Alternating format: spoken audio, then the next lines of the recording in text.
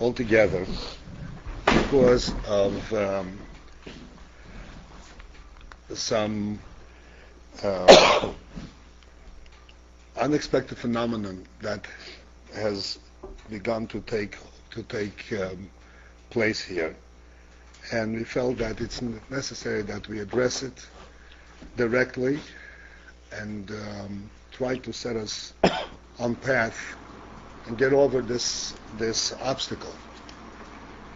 The obstacle that I'm referring to, many of you have no relation to it, but many this has had a tremendous effect, and as a result, it actually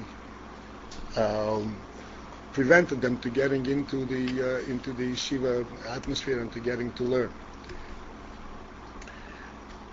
We've been hearing lately a lot comments such as, I can't relate to it. We're talking about inyonim, concepts of Torah, concepts of Chassidus, concepts of Avodah, and this I'm not relating to it is kind of an approach that exempts me from it.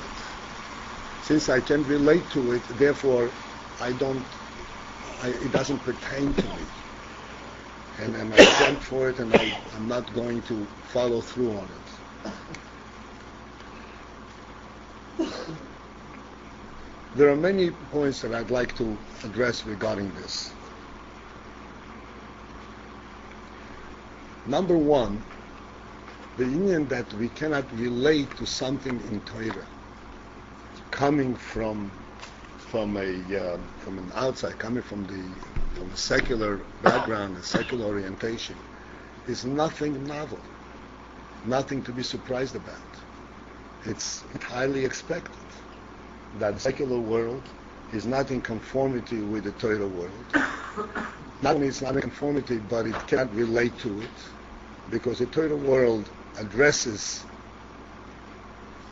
the internal person, the soul of the person, whereas the external world, the secular world, doesn't even recognize that there's such thing as a soul, much less relate to its workings.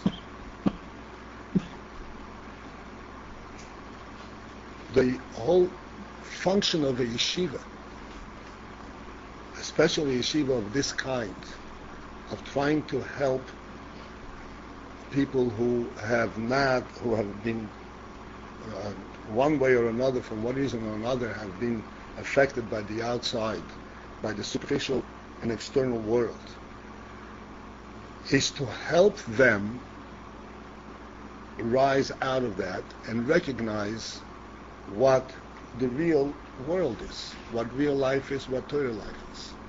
And yes, there is going to be obstacles. They're going to have to overcome, and in a certain sense, as the Alter Rebbe says, there's an actual fight, internal fight that's taking place in the person. It's an actual battle. It's not a smooth sail. If one comes to yeshiva and he says that with all the background that I've had, and this is what prepared me for the yeshiva, and this is my only receptacle for what I learn in yeshiva, and anything that kind of disturbs that receptacle and disturbs that prejudice is not for me, then he is precluding himself from absorbing. That's what the yeshiva is made for. That's what Torah is trying to give.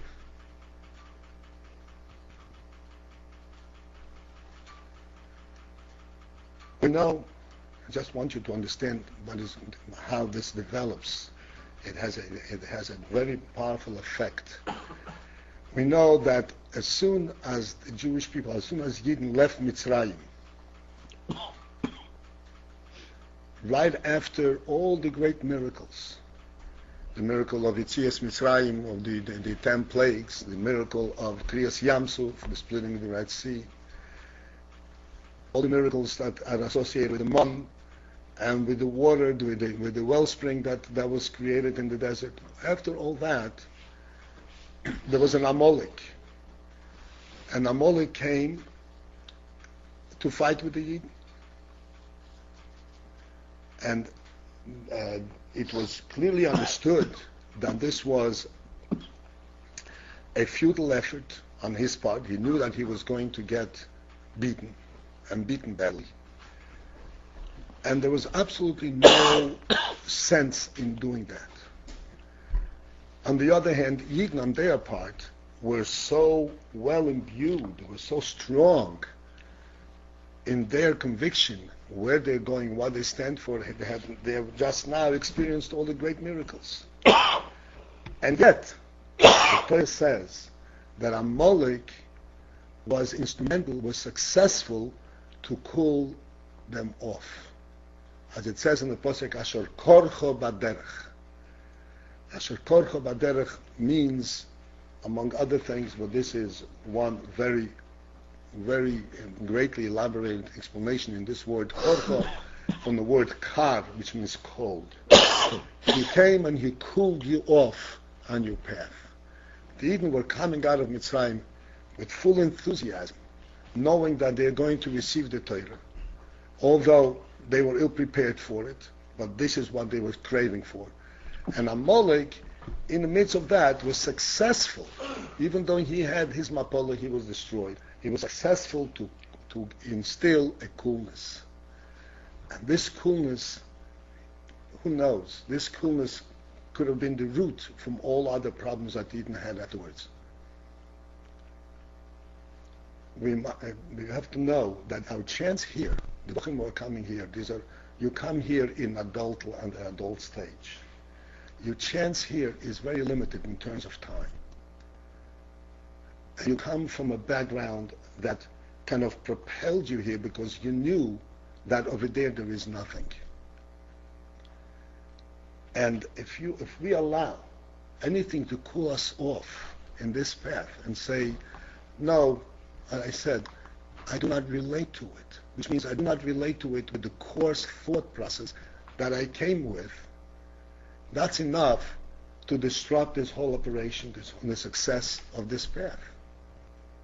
And the chance of recuperating from that, if we allow this to take root, is very, very limited, because we have simply a very limited time span to acquire this insight that we need to acquire in the yeshiva.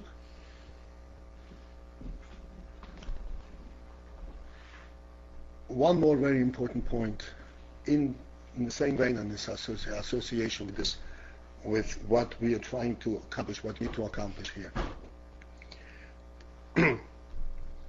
I may have touched upon this in one of the talks, but this is something which is very, very real, because Baalei Tshuva, is a huge movement. There are tens of thousands of Baalei Tshuva who've established homes, families, and raised children. And I happen to be in very close association with a large group of Baalei Tshuva who have, as I said, who are in that stage. And I'm quite aware of the difficulties that they are facing, those difficulties a person faces throughout his lifetime. And one of the great difficulties that they are facing many times is that they had made tshuva in every respect in terms of their behavior. They do all the mitzvahs, Shabbos, kashrus, they send their children to kosher schools. They have done tshuva in every respect, except they did not change, they didn't realize that there is a completely different perspective on life from the Torah perspective. It's not just an action, it's not just learning how to do things. There's an insight comes along with it. It's a different perspective on life completely. The other day, I had a couple come to visit me. They come to me quite often, all the way from New Jersey, successful doctor and so forth. And I'm talking to them already, as I said, week in, week out, we talk about many things. And if that's a couple, the man and the woman. And the woman at the end said, that every time we finish a session over here, I feel like the secrets of life are being revealed to me. And this is, I said, this is a couple, successful couple, well in life, very successful doctor, very successful accountant she is, and they're raising children and they're frum, and now their whole community is looking at them and saying, hey, we don't understand what's happening to you. Their whole life, it's not just the lifestyle that they're kosher. Their whole home is imbued with light that they never expected to be. And that happened not after that they made kosher in the kitchen, which is absolutely primary. After they began to understand what Jewish life is, what the attitude is, what the insight, what the spirit behind it is. Coming to life from inside out, coming to life from the soul, from godliness, into the physical world. That's when they first began to actually live it and actually see how much spirit, how inspired their life is, how meaningful their life is. So being that this came up, and I know that it had some influence, I'm just urging you to understand how serious a matter this is. A Molech is capable of coming smack in the middle of the greatest excitement and just cool you off. And all you need is just a little cool off, and that will disrupt the entire progress. And ultimately, we will stunt the growth, the spiritual growth. What you are being taught over here is Torah exclusively. Nobody is inventing anything. Nobody is teaching you something that they had philosophized on their own. It may clash with some of your background, which is expected. And that's why it's being spoon-fed. That's why it's being broken down into little details, so that we can swallow it, we can work with it. But we should not resist it, because if we resist it, then we are canceling out our chances of really getting the sense and the spirit of Jewish life into our souls. And then it's conceivable that one follows through and keeps a kosher home and keeps all the mitzvahs and everything, and he feels a stranger to it. He doesn't live with it. And it's a source of a lot of unhappiness and besides unhappiness, a lot of problems. Besides that, this is part of a requirement of Yiddishkeit, to appreciate it and to live with it and to, like we say, Ahavas Yisrael, Ahavas HaTorah, Ahavas Hashem. This is part of Yiddishkeit. It's not just the action, it is to live with it.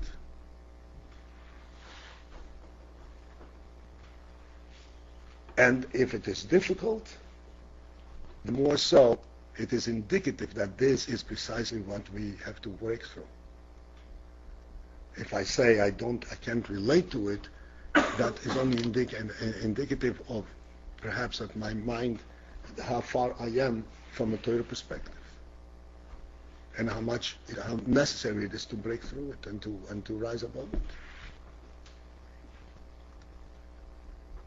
This is my message, in this thing, and I urge you, I hope that you will be Rabbi Lipskier once.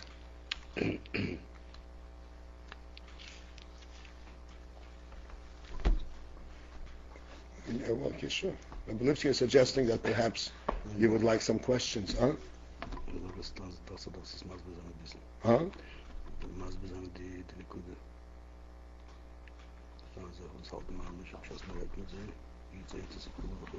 Mm-hmm.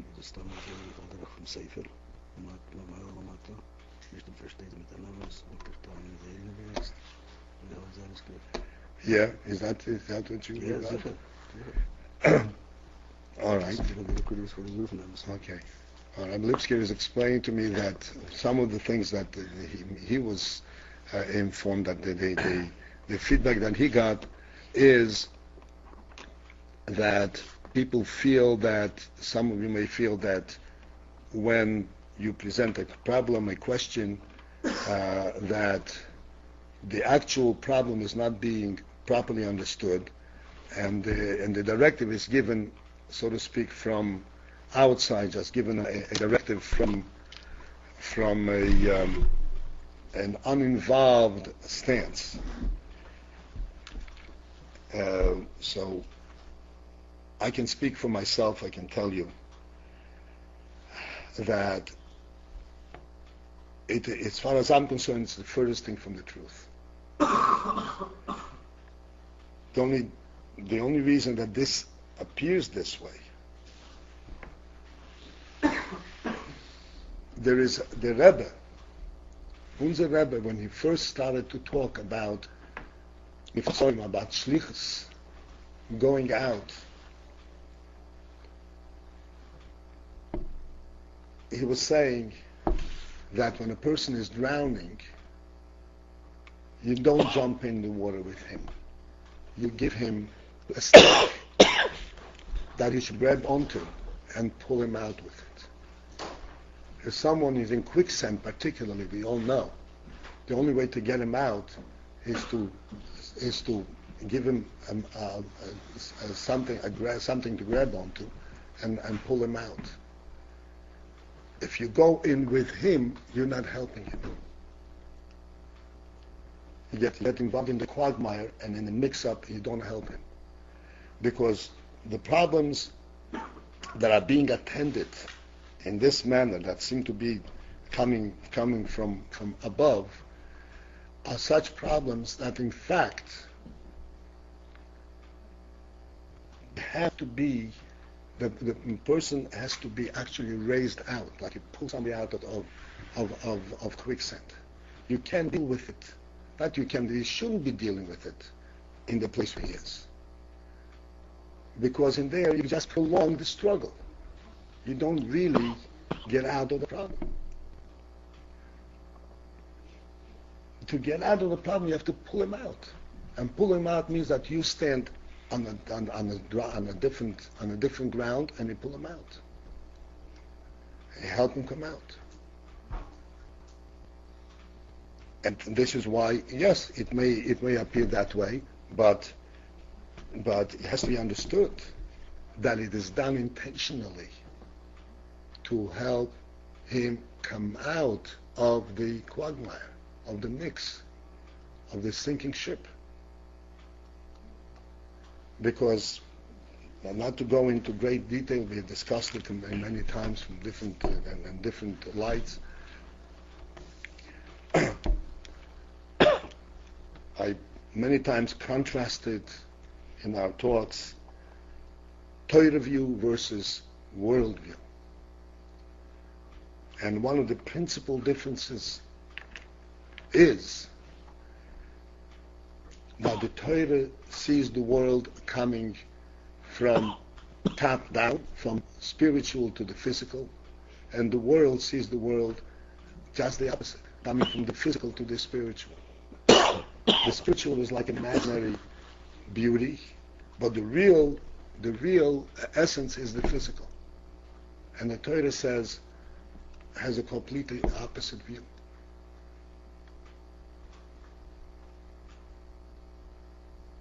And to deal with it at the physical level, at the world level, to deal with our intellectual, emotional, spiritual problems is something which is being done for years by the psychologists and psychiatrists without success.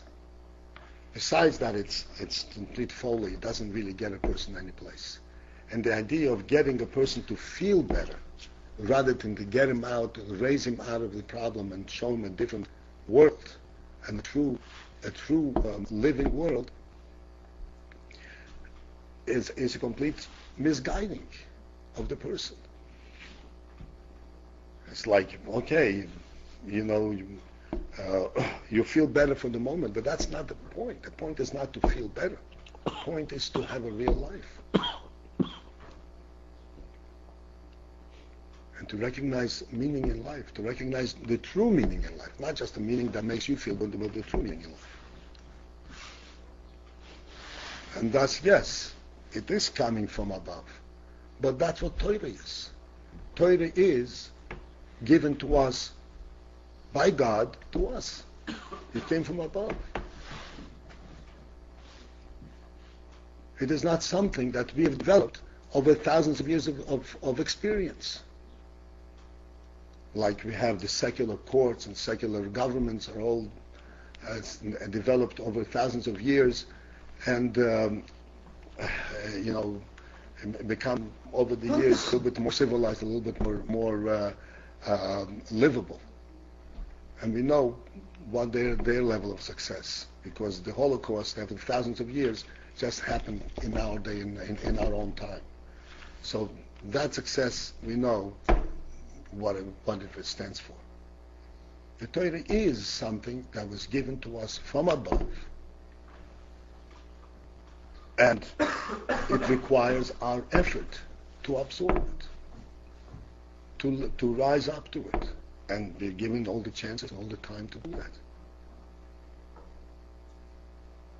But if we say, hey, I didn't experiment with that yet, and therefore since I didn't experiment with that, it doesn't pertain to me, that's rejecting the whole principle of Torah being given by God. This is why, as we all know,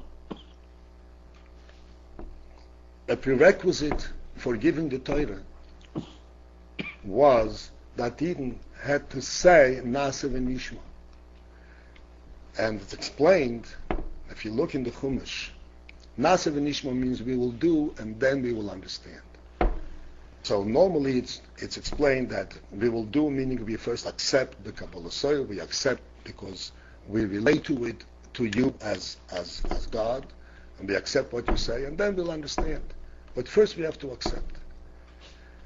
If you look in the Chumash, you will find that prior to Eden having said Na'aseh v'nishma, they said twice Na'aseh, without Nishma, which means we just do. In Pashas Yisro, where the Pasha Matan Torah, it says Eden said twice Na'aseh. In Pasha Mishpotim also, twice Na'aseh. And still that wasn't sufficient. Until the Yidden said Na'aseh v'nishma, that's when the Torah was given. Which means that the Torah is not simply saying you should accept. The Torah is saying that after you accept, then you have to try. You have to go into it and refine your mind, refine your heart to the point where you ask Nishma, you understand it, and it becomes part of your own thinking. Just to do and not to be involved, not Nishma, not to ultimately come to understand and get involved with it, that wasn't sufficient. That's not what Torah is about. Torah is not about people just doing what they're told. But the only way they can come to the Nishma is by saying, okay, this is mine. It's given to me, and this is what I have to grow up to. But if I say I don't have to grow up to anything, I'm going to stay where I am, and if it fits my experience, then it's mine. If it doesn't, then it doesn't relate to me. Then you're rejecting the whole thing. And the chances of success are nil, literally nil, zero. No possibility.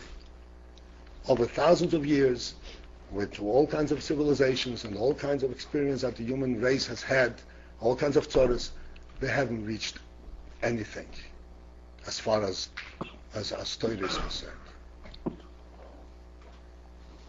Even though the Torah is known to the world and so forth, but there's no way. The only way that Torah can be absorbed and accepted is in this path. You know that this is the truth, this is the way, this is what Hashem teaches us, Hashem tells us, and then if it clashes with my experience, it clashes with my background, clashes with my own limited mind, so then I have to find ways to elevate and to purify my mind, purify my heart so that I can relate to it. For Baal Tshuva, this is imperative. This is absolutely imperative. Imperative, for those who don't know, means absolutely important. You can't ignore it. You can't avoid it.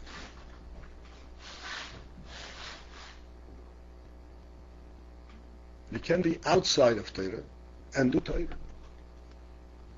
Torah is all-encompassing. Yiddishkeit is all-encompassing.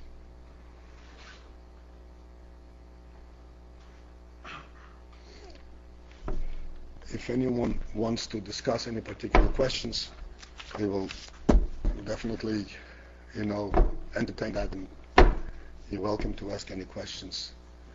But again, please understand how important it is, and this will perhaps give you an understanding what we are trying to do here. Not to accommodate anyone's external experience. It is to help people grow into Torah.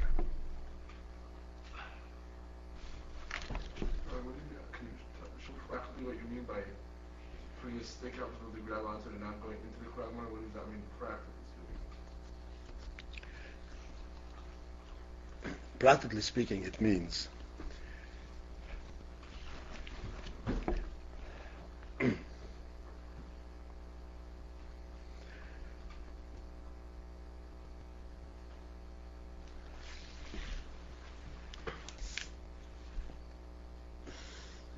this guy insulted me. Just give you an illustration. And because he insulted me, or I don't like his personality, so I don't want to have any association with him. As far as I'm concerned, he doesn't exist in my world. Okay. But I have a problem. I live in the same building with him.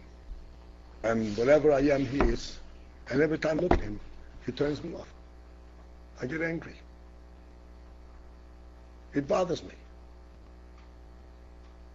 I feel like going over and giving him a punch. What am I going to do?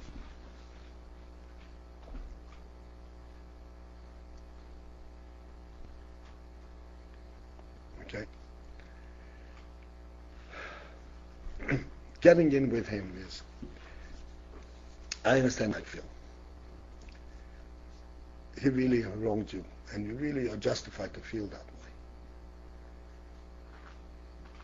But what are you going to do? If you give him a punch, you may lose out, because you're going to be thrown out of the shiva. You're going to lose your chance.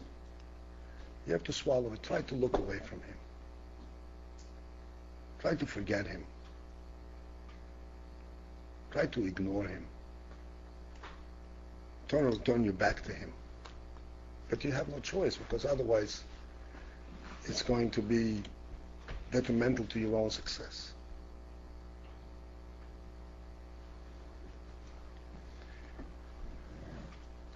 Giving a stick and helping pull out and say, look, the V'ahavta l'recha kamecha is a mitzvah in the Torah. And that mitzvah pertains not only to someone that you agree with, not only to someone that you respect and you appreciate his personality. Do you know that before you daven, you have to say, and if you don't really mean it, then you're actually, in effect, canceling out your davening. Because that's a prerequisite for davening. Because davening means that all Eden are together. Because every one of us, when we daven, as we say davening, b'shem kol Yisrael. They represent the whole Jewish nation. Every one of us. We say the name of it. And if we cut ourselves off from one Jew, then Chayes doesn't flow. It doesn't work. So, yes, he has certain personality problems. Look, you don't know where he's coming from. You don't know what his background is. But believe me, he's got a pure soul. So you don't have to relate to his personality, but don't dissociate himself or something. Know that he's got a pure soul. Just like any one of us. And if he's got a personality defect, you should just have Rahmanas on him. And maybe by extending yourself to it, you can help him come out of his bad habits. But essentially for you must rise above this. You must look through him, through his blemishes. You're not used to it, because the psychologist will never advise you to do that. You're not in a psychologist school. You're not in rehabilitation group. This is a yeshiva. This is a Torah. And the Torah says, this is the truth. This is what you have to live up to, ultimately. In other words, you have to make every effort. You have a chance here to make every effort to grow up to this. It's going to take time, yes. But this is where the secret of your spiritual success is lying. This is where the secret of your life success, of having or living a Jewish life, not halfway, not three-quarters way, but 100%. When you go into 770, you're bound to find people that turn you off.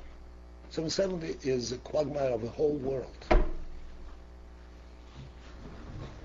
The whole world. And we all done together. And one of the great inspirations for 770 for people from outside is that everyone is truly there together. What's meant together? Together means that they love each other. They are together. They're absolutely together because there is one thing to which they're all dedicated, meaningfully. Although this one makes noise, this one is doing this, but still, when it comes down to the real thing, they're all there. And everyone who comes to 770 comes out with this one feeling. There's something real happening here. Did you examine everything? No, there's something real happening here. What is this reality? This reality is that through all our differences, there's one deep spirit, deep nucleus of the soul that's what we're here for. And we have to rise to it. If it takes time, if it takes effort, nobody says that it's easy. Even when they came out of Mitzrayim, they also had lots of struggle. After all the miracles. And Amalek, who tried to cool them off, was designated to everlasting hate, to everlasting warfare. Because this is what is instrumental of derailing the Jewish people. And that's the God that we have to be most careful about. There were all kinds of nations that stood up the Jewish people. There was only one that said that God said, this is an everlasting warfare.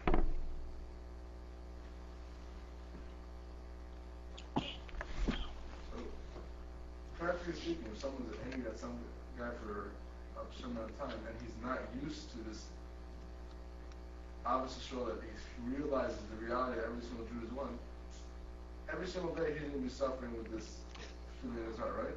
Mm-hmm.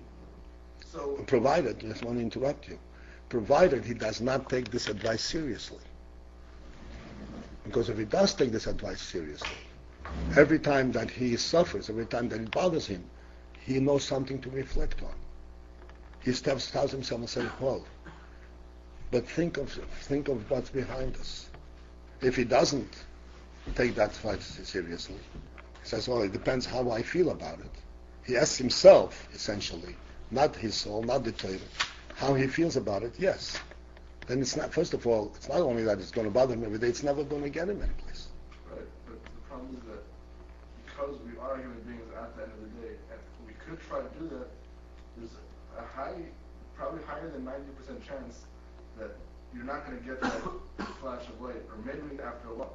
Don't you think that it's important also to have a more humanistic approach to it? Like, for example, the rabbi is to see the problem and interject and say, we're going to take two guys into the room and maybe try to make a peace between them in that way, that people can just get out their anger from inside of them and and that'll make it a more livable society? Or do we just ignore that part of the life that people actually have emotion and say, okay, we're going to go to God now and think how God has a reality of the world, and you have to remember that our will in essence is really one, and that's how we're going to live life, and one day you're going to make it there. As of now, you just have to be quiet. I really feel it has to exist. Well, surely if one person is actually annoying the other continuously, of course the other will intervene and try to stop it.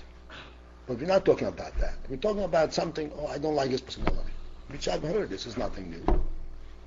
I can't stand looking at the guy. He didn't do anything to me. Of course, if one is actually annoying someone, of course we have to intervene and stop it. Actually, doing something. I don't know if that's 100% true. What? I don't know if so aware of somebody doing something to someone else and actually it's not. Well, if there is something to be done, yes, definitely it will be done. Well, let's say they're not aware, so you bring it to their attention. Yeah, they become aware. They should find themselves even. Yeah, that's definite. If there is an actual point of intervention, I was to stop someone's actions, that can be stopped. But we're not talking about that. We're talking about a passive situation, which is also an existent fact, which I myself have been made privy to. And there's nothing to be done. There's no intervention to be made. Still, one has to outgrow this. Yes, we are human beings. No question about it. You know the expression, to err is human, but to repeat your error is foolish. It's one thing to say, okay, I'm human. It's another thing to say, since I'm human, therefore I don't have to grow. I don't have to get into any deeper insight.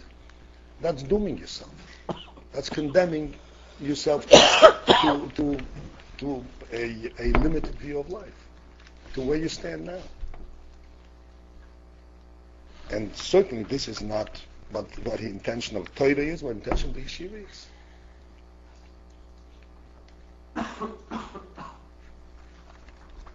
Just to comment on this whole aspect of interhuman relations, many people will tell you, and I've seen this, Baruch Hashem, I've seen children grow up, my kids, other kids. There's one interesting phenomenon in children growing up, that two brothers that fight become the greatest friends when they grow up.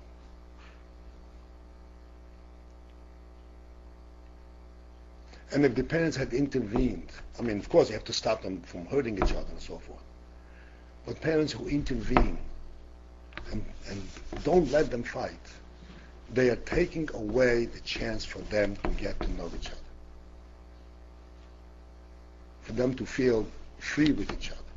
I've seen this.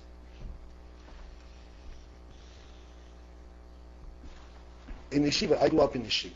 I remember myself in yeshiva since I was 12 years old. In my day, we used to go away from home at 12.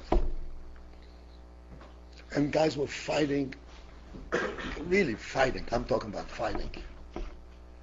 They used to fight, and I'm not lying to you, exactly this. They used to fight during the recess time, and then they came to yeshiva, and they sat down to learn with each other. No, not back to back. No, fine.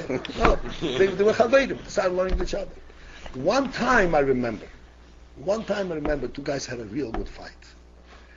Then they came to learn. The guy says, I can't learn. I don't want to learn with you. The guy says, you don't want to learn with me. Don't learn. And that was the end of the dispute. They sat down to learn.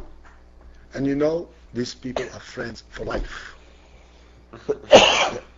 I'm talking about friends. The way Torah creates friends. Because while they were fighting, they knew, hey, I love you while I'm fighting with you. Because they knew who they're fighting with. There was no hate in the fight. They didn't know how to hate.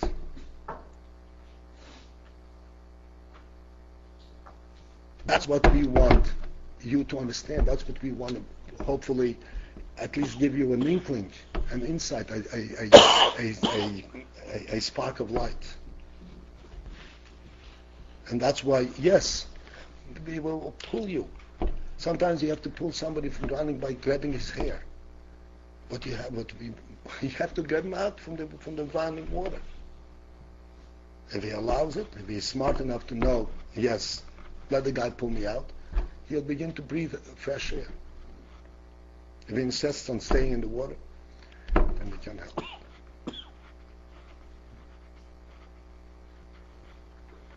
Just one thing, I still think that, of course, you need to have be pulled out by your hair, but sometimes you pull too hard and the hair gets cut off, No, the hair doesn't get cut off. You cut it off intentionally. A mole cuts it off. That's exactly what I'm talking about. If you don't cut it off intentionally, it won't fall off. The only thing, you need reinforcement. I have a difficulty, help me this, help me that. Yes, you come back. Not saying with one statement you follow through. You can come back on a daily basis. Or I had this difficulty, can you help me with this?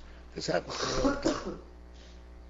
I have in your light in married men with families that call me 5 times a day until they can get themselves up on their own feet. But the only time it happens that you have cholos is if you take a scissor and cut it off. And that's this amolik that comes out.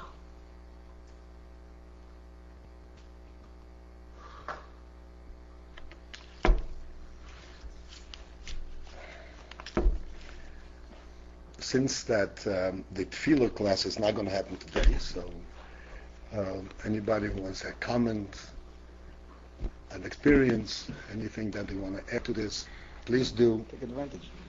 We need to understand what we're here for. We need to get involved. We need to begin to live. We need to know that Torah is not just a way of life, but Torah is life. Torah is called Torah Oir. It's light. It's not just do this, do that.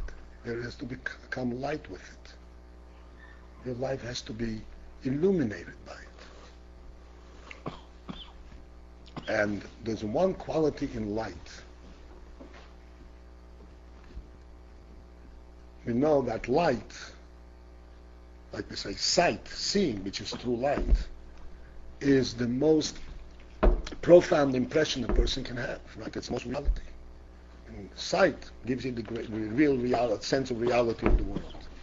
No greater sense of reality. But there's one interesting phenomenon with light. And there's very profound reasons for that. I just want to make a point. Hearing is not as convincing as seeing.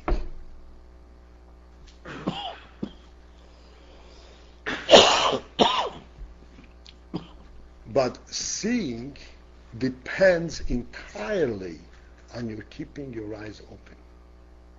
You can close your eyes and the whole reality disappears instantaneously. Whereas hearing, you can hardly close your ears. The sound always goes through. Even if you close your ears, first of all, you can't close your ears naturally. You have to stuff them up. And then, of course, it's never 100% successful. Seeing, for some reason, God created sight in such a way that you can actually naturally just close your eyelids and the whole reality disappears. So, as I said, obviously there is so much to explain behind the background of this, but one thing is clear, that light Torah, to see the light of Torah, we have to keep our eyes open. And if we decide to close our eyes, then nothing will. If we say, no, I just want to know what the Torah wants me to do, forget about what the light of Torah is. You miss out. You miss the whole point. You miss the whole point. You have to look for the light.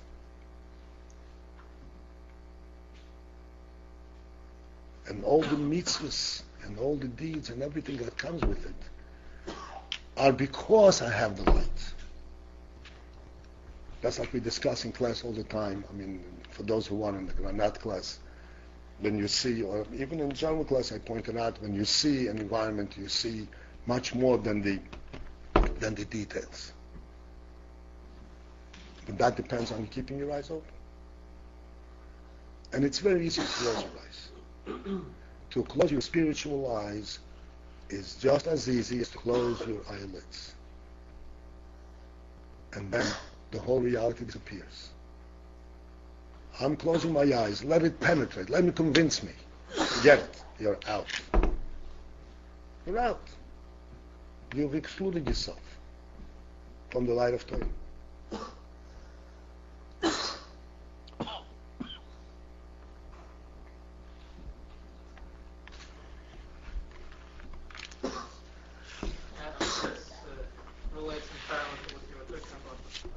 What would you say to a person who feels that,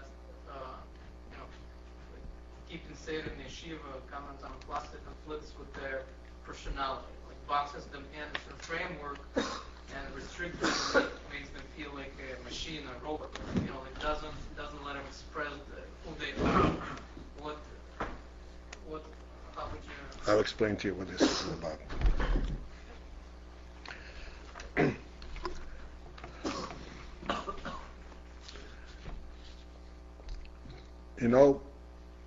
Hanukkah, we light 8 candles. All the way, 8 candles. Right? What if someone said, why do I need to light 8 little candles? I'll make a huge flame that's 10 times as big as these 8 candles.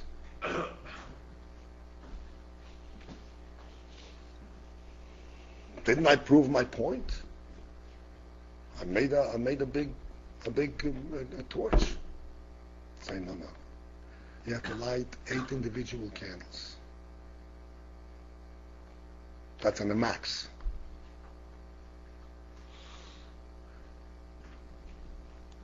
Because, yes, there is light, and the Torah is light, and the sunlight is light, but the sunlight has to illuminate a world. If you look just on sunlight itself, you get nothing from it, even though that's really bright light. It has to illuminate the illumination has to come down to the simple physical reality. What we're saying is that this is the great miracle of Torah.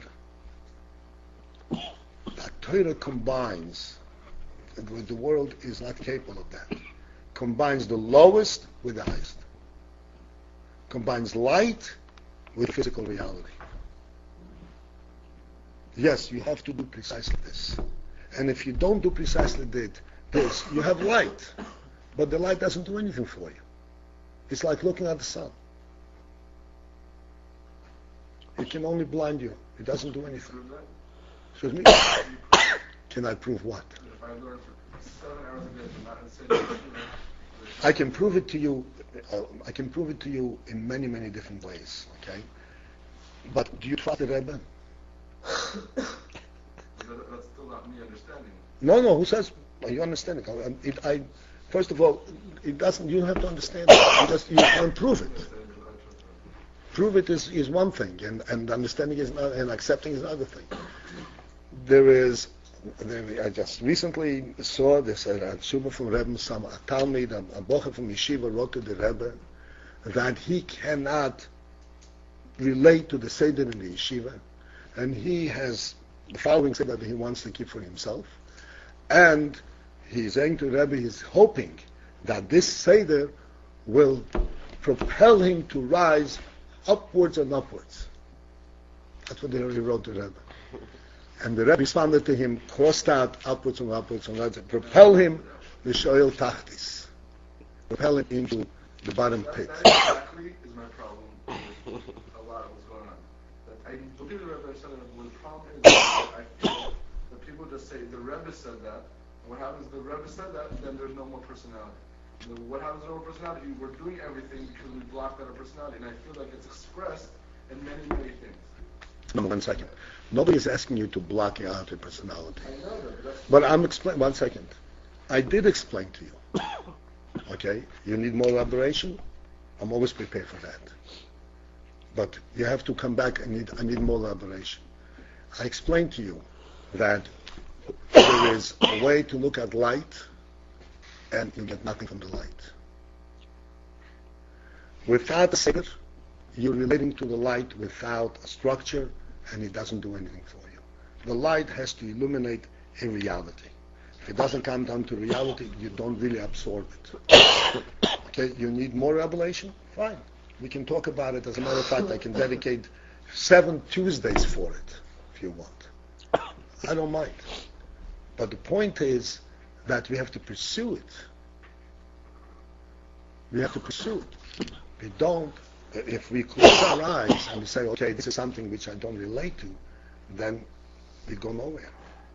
I'll tell you what, you said the heading of the shir was that people feel I don't relate to it, and that's why I don't do it. I think it should be titled, I see other people doing things so mechanically that I feel that it's so, I do not want to be like that, and I prefer to have a big flame rather than have just a machine, a dry machine. Excuse me. Let me comment on that. Let me comment on that. This is another very important thing and totally unrelated issue. I see other people. You don't know what's doing in the other person's mind. You don't know what's doing in the other person's mind. Ain't they say him shoves, the Gemara says, their minds are not similar, their personality is not similar. To you it appears that he's doing it mechanically, but this is his level. You have to judge from yourself, not from other people. There was one time, going back years, there was a Yid, I don't want to mention his name, not Chas v'Sholem because it's an insult, but because he may be taken as an insult. There was a big Rav that used to come to Rebbe all the time. And as a matter of fact, he used to sit at the Rebbe's table. That's the only one who used to sit by the Rebbe's table. If you saw the Farbrengen table, and the Rashag used to sit on the Rebbe's right, and on the left stood the Chadikov. And this man, when he used to come, he would sit at the Rebbe's right next to the Rebbe, just a little bit off. He was a big lamb, he was a big rov in Talazan. So one commented to the Rebbe that he is a chitzen. You know what a chitzen means? A chitzen means he has an external type of attitude. He takes things superficially. And a chitzen. There were some reasons for saying that. So the Rebbe responded that chitzonius in pnimius, which means superficiality and depth, is relative. What is depth to one is superficial to another. And what is superficial to one is depth to another. And the Rebbe said, he means it truly. In other words, he is maybe superficial, but he doesn't mean to show it off. He means it with an emes. That's his level of depth. So therefore, when you say, oh, I don't want to be like that one, I want to be like that one, that's folly. It's not in the way, in the act, it's just in, like, for example, certain actions. I don't know if this is the right, nice thing to say, but I'm going to say it just because I need to express it. I don't know if it's two bachram left the shoe. It doesn't seem to me like anybody cares. That's what I mean by having Judaism, the rabbi said this is the right thing, and it takes away the whole human spice out of the whole thing. No. You see, precisely to address this one problem, okay? Two bochum left yeshiva, since you mentioned it, okay? They rejected the yeshiva. They didn't come to consult. They didn't come and say, look, what's my problem? Why is it that I don't relate? And this is one of the reasons that I've chosen to talk about it. Because if a bocher closes his eyes and say, no, I'm going to do my own way, and I'm not going to consult because the rabbis don't know what they're talking about, they're canceling out their chances of success. Wherever they go, makes no difference, here or there. That's running away from yourself. The Bochrim that left did not as much come to consult. Said, this is not for me. Did not as much come and say, I'm sorry, I have to leave, or whatever. Nothing. Zero. Okay? It's a pity. And yes, if you kind of feel that that there was something strange about it, believe me, I feel it infinitely more. It's very strange. I don't disagree. Maybe they're supposed to leave. I don't know if they're supposed to. No. I'm explaining to you. I'm explaining to you. This is precisely what the point that we're missing here. Yes, you're adult boys, and if you choose to leave, there's nothing we can do about it. Not we can do, we're not going to do anything. You're adults. But what we're trying to do is to explain to you that as adults, you should understand there is much that you have to gain, and much that could be. You don't understand. Say it straight up. You don't understand. I'm sorry? You don't understand. I'm not here. I don't understand. They don't. They don't understand. Much that they don't understand. It makes a difference. And you understand? And the point is this. When you come here, you have to take it for granted that you do not know what the yeshiva is going to teach you. Because that's why you come here. Because if you know ahead of time, you wouldn't come here. And the yeshiva, and you don't know what the yeshiva is going to teach you, not just on a technical basis, and Shnai Merchas in Betalis, or Amav Kippur Etzach Aveiri. But you don't know the spirit behind it either. Because the world does not represent that spirit. It represents the opposite spirit. The world understanding of a human being is equating the human being to an animal. And that's how the whole psychology of the world is based on that. And clearly to step out of that, it needs to be pulled out. It doesn't happen by explanation. You can't explain to a cat that you're a cat. You will never understand it.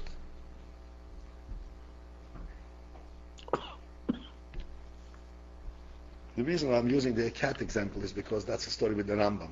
You know the story. And that's precisely, your point is precisely illustrates the point that I was trying to bring out.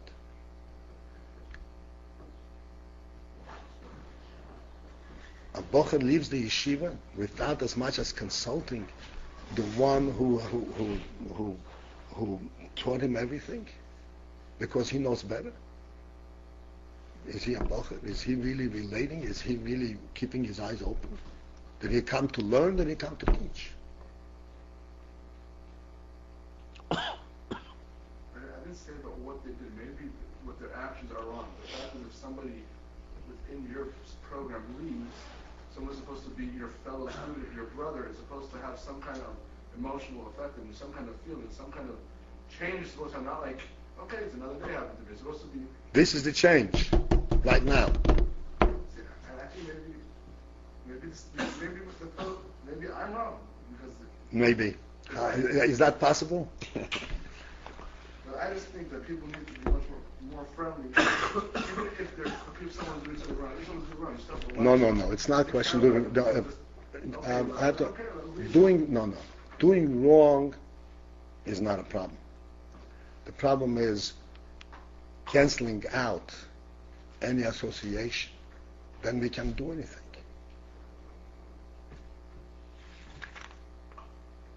Like I said, if you close your eyes. Even if a person does something wrong, it still has to bother you that he's leaving you. Of course. That's what I'm trying to say. It doesn't seem But like he- anybody cares. Well, how do you know? Again, you're judging somebody else. How do you know what's doing by your enemy mind, by the other person's I'll give you a mind? perfect illustration. When he left, when these Bacher left, there was only 3 Bacher that invited him. They They left during Seder. they just dissociated themselves. That's the answer, by the way. They left during Seder. That's the answer. Yeah. It bothers me the most. What you said right now. What do you mean it bothers you the That most? bothers me the most. Well, it bothers you the most. One second. It may be bothering you the most. Is that mean that you're right? I know. Okay, Baruch Hashem. Or it's possible that you're making a mistake, right? I barged in just. No, you can barge in. This is open session. Oh no, I'm saying exactly this. If they left in middle Seder and they didn't come in and say, listen, I'm going to leave, Rabbi Lipskier, maybe you can arrange, I can say goodbye to everybody, nothing, they left the meeting Seder. And it bothers you, the yeshiva didn't cancel the Seder. Maybe you're wrong. It's conceivable that you're wrong. Oh, that's exactly, okay, we're back to the same thing. You don't think so, on the basis of what? On the basis that this is how the world would look at it. The Torah may look at it differently. Okay? Torah may look at it differently, and we over here look at it from the Torah perspective. Is this something? I'm sorry? I can. Yes, you can. Okay, well, I personally think it's like you are blind to like what the like Bochum meant to be and how they express themselves and like to the Bochum's like needs kind of thing because you put emphasis on like keeping the editor of the yeshiva and you don't build up their good characters and like no offense but the highest Bochumir are a bunch of schmucks and I'm sorry it's like sorry just Okay. Yeah, I and mean, you don't know how to like know how to like Bochum feel. It's like you can't relate to like where the Bochum Okay. comes from. It's Okay, let me ask you a question. from the world. Let me ask you a question. How many hours did you and I speak privately? That's also a problem. We spoke like total about let's say 2 hours. 2 hours? Let's say. Oh, you need some arithmetic. I don't know, and I would think about 20 hours. okay fine. Okay, one second. 20 hours and Yeah, one and- second.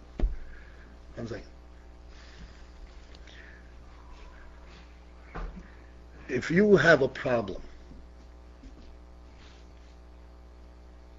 problem, the bochim that you call schmucks are those bochim who got over their problem. So they are schmucks. I don't think he did. This is the point. One second. Because these Bochum are walking upon your. Oh, you know what I'm saying? No. You don't know. Again, the same thing I'm telling him. No, Don't judge what's doing by them in heart. The heart. Don't judge what it is. To like. How are they offending you? No, they. You know how they're offending you? You know how they're offending you? I'll tell you how they're offending you. They're happy to be in the Seder and learn. That's how you take offense of it. Okay. Because you How do have you- absolutely how do you no know this? reason to take offense. How do you know this exactly? Because I've spoken to you. You're not a secret to me. Okay. Okay? All right? And all the advice that you've been given, okay, and you agree with it, and you understood it, but then for some reason you were too lazy to follow through on it. That's not And true. then the bochim who That's do not follow true. through on advice All- are schmucks. All the advice I got is like so like I'm like from the And on the other hand, from the Amal the exercise and the Torah this and the Torah and you don't like. on the other hand, how the book is supposed to on be. the other hand, if you look at yourself a year ago and now, you will see that you have made progress. I know this. And the only reason you made progress is because of that advice. Because what? Because of that advice. Okay? So this is just plain, I said it before, finding a way. Amalek is finding his way into our midst, and we have to understand this is just going to be destructive. I'll make a recording, Rabbi, for you, so you can see what they're talking about. It's not just an emotion thing, it's something which happens on paper. And I just wanted to say one thing. At last yeshiva I was in, whenever a Bachar left yeshiva, the entire yeshiva went out and say Taya Brida in the middle center. The entire yeshiva, and the Hod did not mind. The entire yeshiva stood around now and say Taya Brida, Taya Brida. That's right. But when the Bachar left, how did he leave? Tell me how he left. He left, I don't like the yeshiva, or he left because this was part of his plan to leave?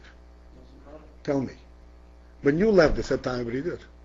What are you saying? When a Bachar leaves because he says, I don't like this yeshiva, they don't interrupt the Seder. If he leaves in a normal way, he goes on Shlichus or whatever it is, yeah, of course. Or he comes in, whatever, I can't do it anymore. What do you think? You're still your Taya Brida.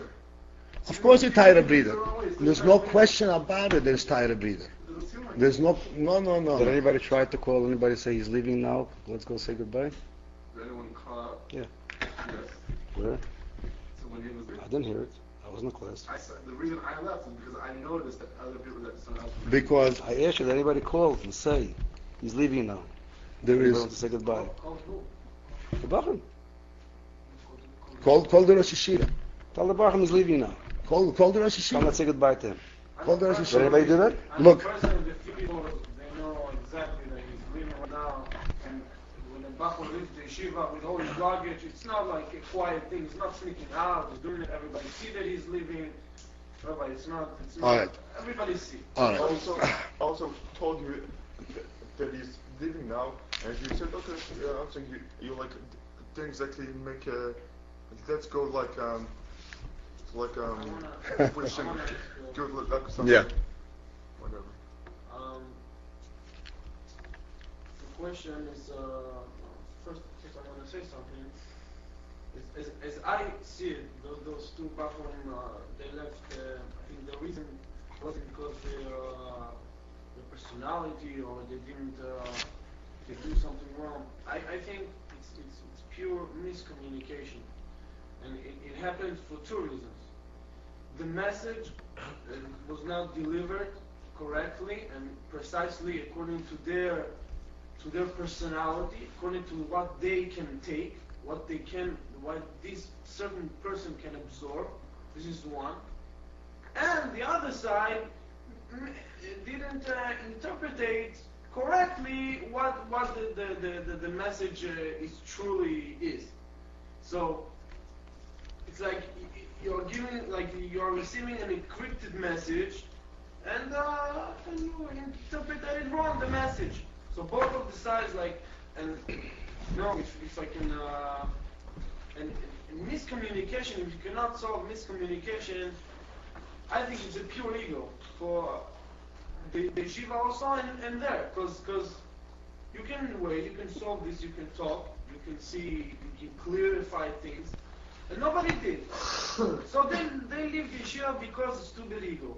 Simple as that. I don't think it's any nothing to do to their personality, the things that they should do or not.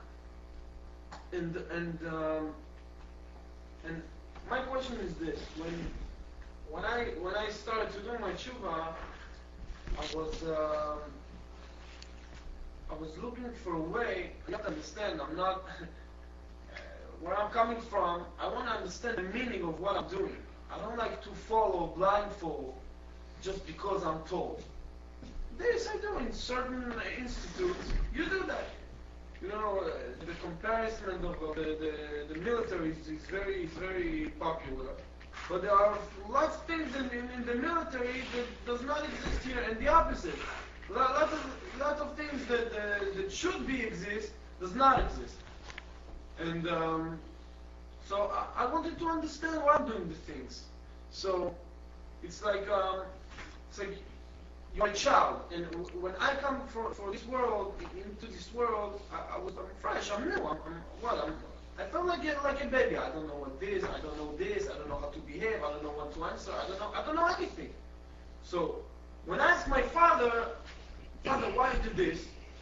And he tells me, it's good for you. I say, okay, so explain to me why I'm doing it.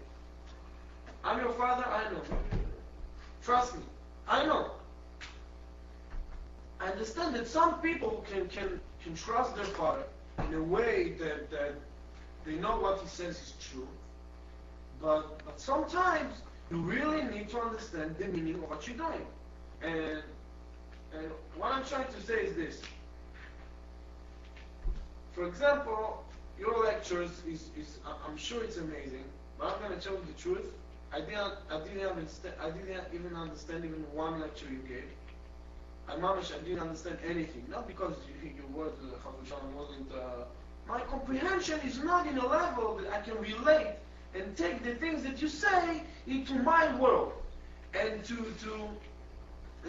make conclusions and to think about and contemplate and finally, eventually, to put it into my progress. Because, and this is what I feel that the yeshiva is lacking. They are lacking this human touch that recognize that every person has different ways to observe things. If you want to deliver your message, you need to do it according to the person who is in front of you. And if you don't know the person in front of you, and you're giving the message that you think is the correct message, he can misinterpret that. And I don't agree with the fact that you say there are mature people, there are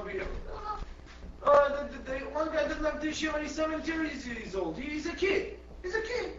A kid, it's like everything's good. Why you tell me that? It's not. It's like I feel like it's a power fight, rather than an actual explanation why the problem that you have is crucial for you, and how I suggest you will fix it. In it like a father do, not like a commander do, like a father do. And I think the yeshiva, and that's the answer, the Seder, and that's answer everything. The Seder is good. I know inside of me that the Seder is good, but once the Seder takes out every single emotion, simple emotion that you have, like you care about the place you are in, and you care about the people that they are with you in such a small place, only like 20 people. And in the army, if half of the things that sometimes I see happen here occur in the army, it's like everything will stop. Not only the Seder, all the schedule will stop, and everybody will see how this is not correct, according to the Rebbe. Not only just follow things like a horse that somebody go this way. Okay, so why? Tell me why. Because the Rebbe said. Okay, but why? Because I'm experienced, I know what to do for you. But tell me why. Because this is the yeshiva. This is an answer that a person who's looking for meaning, he cannot accept these answers. Because he needs to understand why he's doing the things. If you think that the Seder is important to him, you have to explain him why it's important to you. Not just subdue it to him. Why? Because first you do Na'aseh v'Nishma, okay. But I don't have the same feeling you have about this verse. I cannot force myself to feel the Can I add something? The lectures that are being given in the general lectures are being given. This is a whole series. We're having lectures for a whole year prior to coming. This is why all the lectures are in the archives. I always urge everyone to get onto the archives and listen, because yes, of course, you cannot understand what we're discussing now without having some kind of a background. There are maybe 50 lectures preceding this. They're all there. That's number one. And further understand that somebody coming into a lecture to understand the inner tefillah, not having heard anything before, it's just not going to strike. Particularly some of the terminology we use, some of the analogies that we use, were already discussed at great length previously. On the other hand, I would expect, since we only have a limited group, and if we had a very large group, we would have different lectures, for every group. But since it is a general lecture and it's a small group, relatively speaking, there is open access. Abba Paltiel, I didn't understand this and this. Can you explain it to me? This happens to me all the time.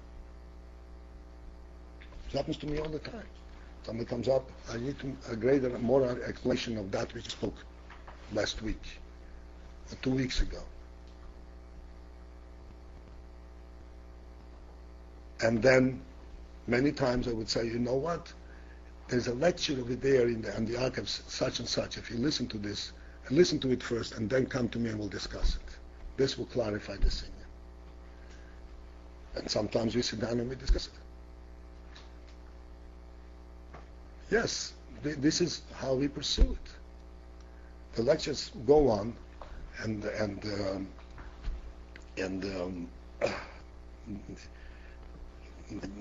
at some point in time, we're going to start, so to speak, all over again.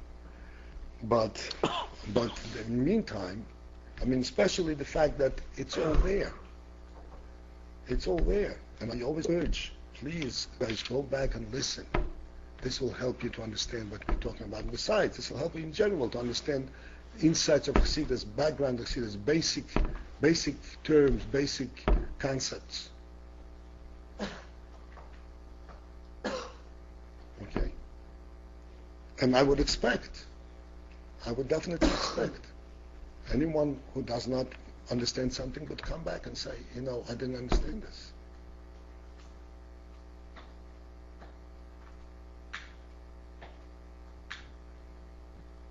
And I don't think anyone was ever rejected and saying, I can't talk to you. Never. This never happened. It never happened, never will happen. This is absolutely not. Yes, of course, I'm always there. I'm always there. But there has to be, you have to open your eyes. You have to be, there has to be, an interest. I don't spare any time. The yeshiva or whatever. Sometimes I leave away beyond the time, then I have to get someplace. I need to talk. I'm involved in talking with the bocher. I go to the end, no matter what time it is.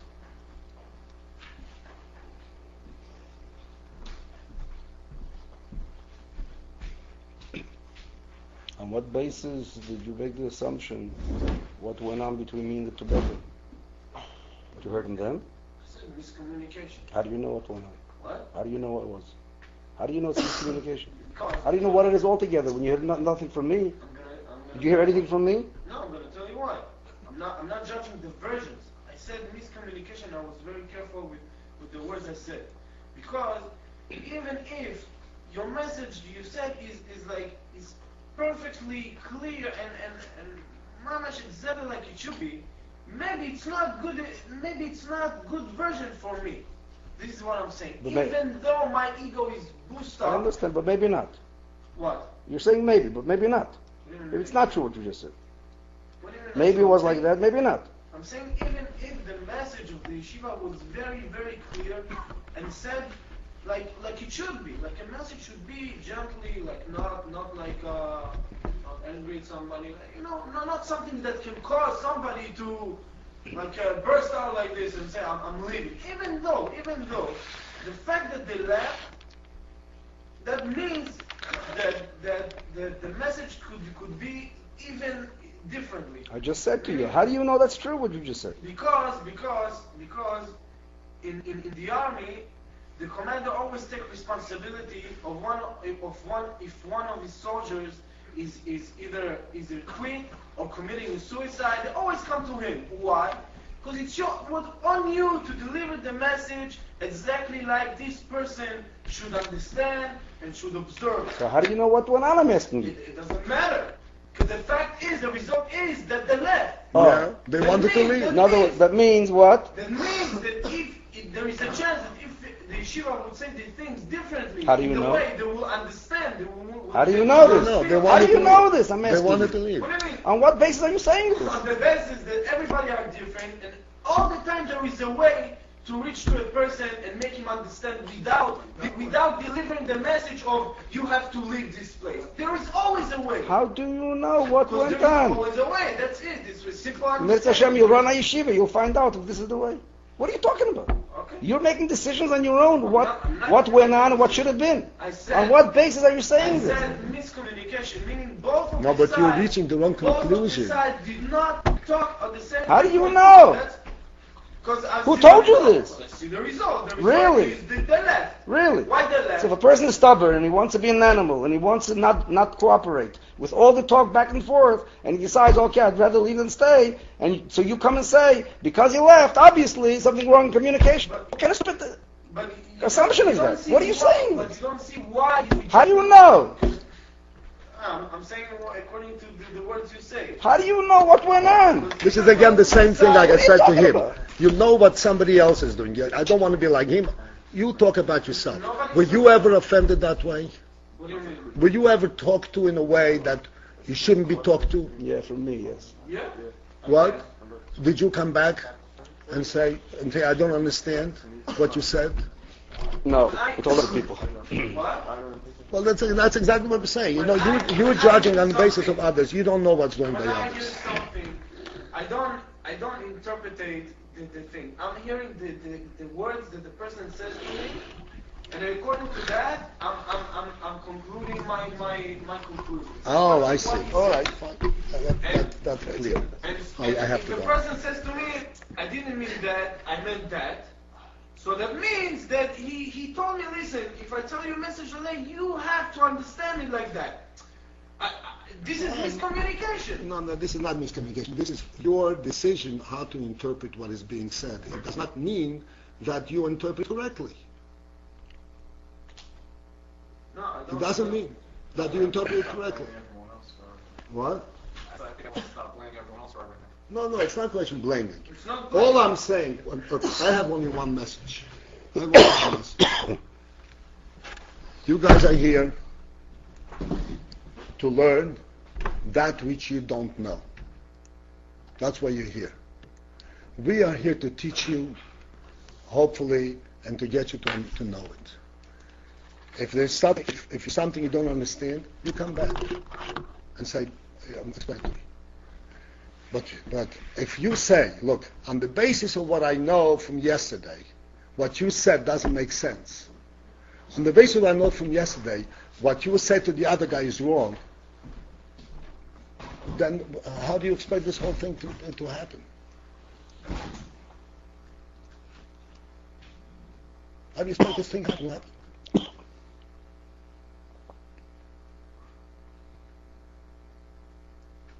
I think that the effort that's being put in, a little bit, it actually boggles my mind, because the amount of time, the amount of dedication, the amount of listening and carefully evaluating and judging of what is being said on your part. Now it's coming back to me, for instance, and getting feedback. Oh yeah, this really helped me. This really helped me. This really makes sense, and then come back with this type of conclusion. The only thing I could say is I'm all I got next thing. That's the only way I can interpret it. I cannot see it any other way.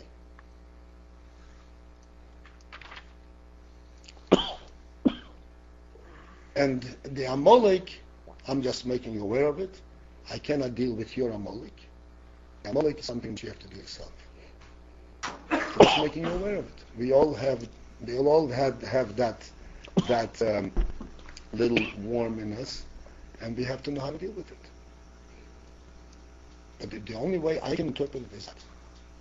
Because to make conclusions without any kind of feedback, without any kind of coming back and saying, okay, I need more explanation, I need more explanation of that, zero.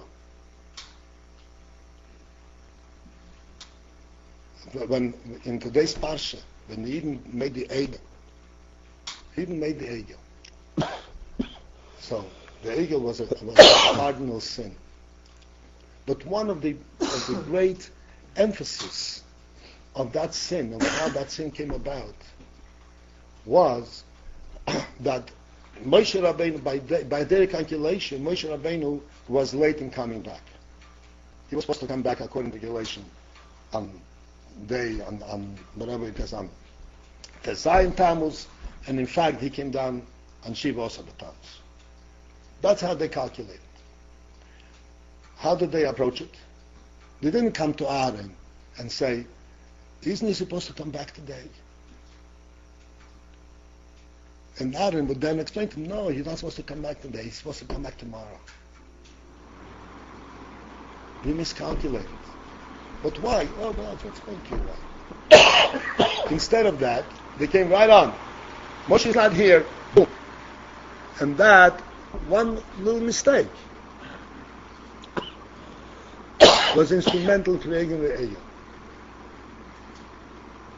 The Egel Hazor, which is a sin which stays with us for all times. And it's a lesson that stays with us for all times.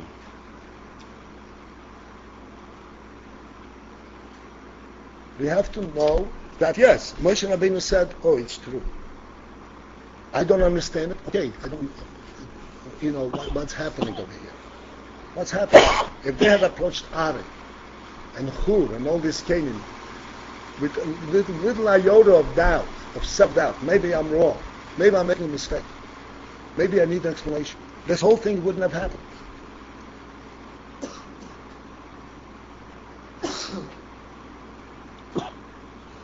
This is what's happening.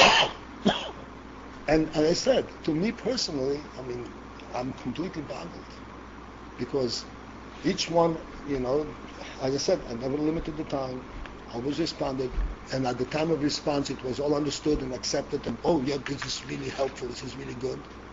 And then all of a sudden, no feedback, nothing. I'm out of the loop.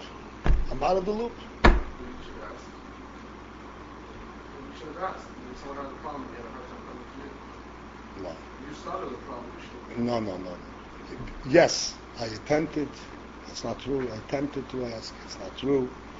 But if I said to you, one thing that we cannot do is force open your eyes. We can scream into your ears, but we can't force open your eyes. If one decides to close his eyes, he doesn't want to see light. He wants to, stay in the dark. There's nothing you can do. I would like to speak to you in 10 minutes. Eyes closed and you want to see the dark. What? If you should come to someone and say, I would like to speak in 10 minutes because I see there's a problem and I want to discuss it with you. No, I had no, it's not. And if he doesn't see you have a problem, so you're expecting, you should have seen. Already you have an assumption. No, You should have seen. I asked, how are things? And when I see that someone is trying to avoid me, what do you think? I should change this as cat and mouse? These are adult people. Listen, I have no idea. All I know is in terms of me chasing. Look. No. Look. This is. You have a problem. You're walking around with a problem, so the rabbi should come to you and say, "It looks like you have a problem. Speak up. Why don't you come and talk? You have a problem. Why don't you come and talk about it?" If you're saying that you see a problem, you see a problem. As a matter of fact, I don't see it. I don't know there's a problem. There's no feedback. There's no, I don't know. All of a sudden, I know after there's a complete break. I have no idea otherwise. And sometimes I did ask, I wasn't feeling well. So what's my doing? I wasn't feeling well. Didn't come to class, I wasn't feeling well. You're not being fair. Paltiel comes only a few times, over a certain amount of No, this time. is ridiculous. You expect to go after each person and say, I see on your nose there's something there. I spoke to you a few days ago. Why don't you come? Do that? What are you talking about? In the past, you came and we discussed it. This is a child play, really. This is child's play. Especially when it was proven over and over and over and over again. There was conversations, and with this chochem also, there was no limit. All of a sudden, it's ridiculous. Mamash Amole got mixed in here, and we have to kick him out. I didn't mean what you help. I'm just saying you're saying that you see a problem and you didn't get feedback. I saw a problem after the conclusion, after you concluded that you're not feeding back. It's not that I saw a problem in the making. How do you know that? When you see, you're Because I'm assuming, since I had with you, like I said, I had 10 hours of talk with you, so I assume that if you need an 11th hour, you'll come back and say, I need a little more talk. That's not a fair assumption? partially fair, but also partially fair. If I had 10 hours, maybe now you know that we have that type of commonality, and you ask me what's going on, what's really going on, you see what's going on. Listen, You're totally unfair. You're totally No, unfair. that's just ridiculous. You know, totally unfair.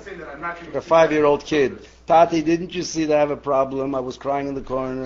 Where were you? I had a little boy. One of my sons, as he was growing up, had this tendency, right? Baruch Hashem, they roll on their own feet.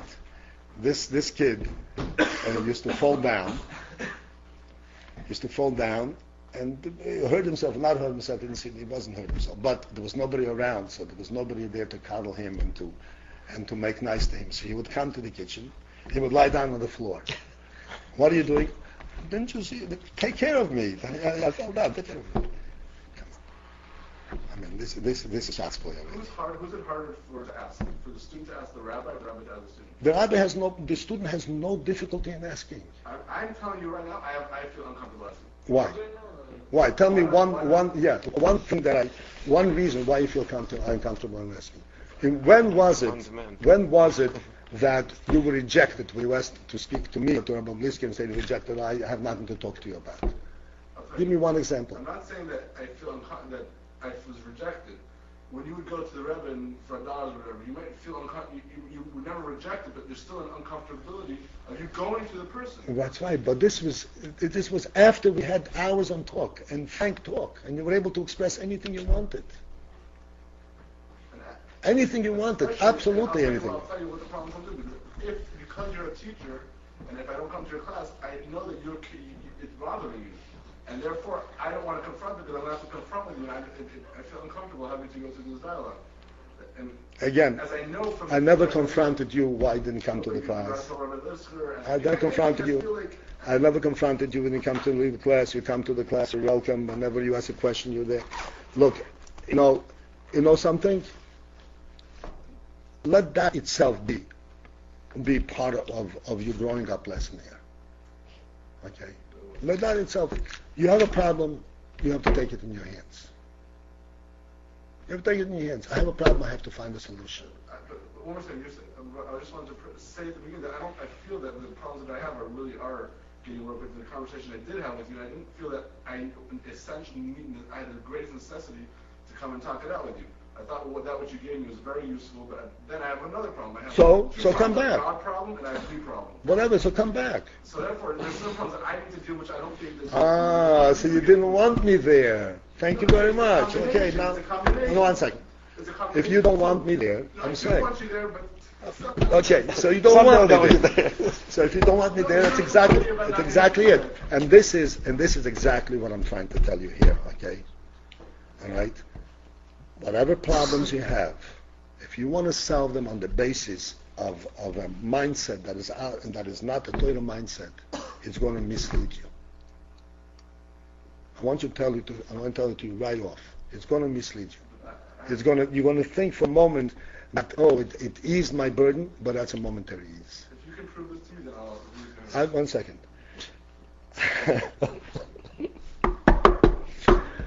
What you said that psychologists and psychiatrists cannot help human beings, right?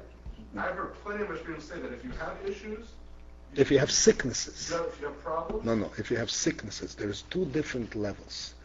There's a sickness and there's an illness. A sickness, yeah, you go to a psychologist. But if you're not what's called technically sick, or what is called clinically sick, then no, it's much healthier the other way. And as a matter of fact, if you're not clinically sick, they can make you clinically sick. That's my problem. I think that you give God answers, but a lot of times you overlook what Oh, did I? But try me. Go. So come back and say, listen, I'm missing this part. I'm saying, okay. I'm totally enraged by the fact that you're saying, you can't leave Seder to say bye to someone. That just aches my guts out. You can't what?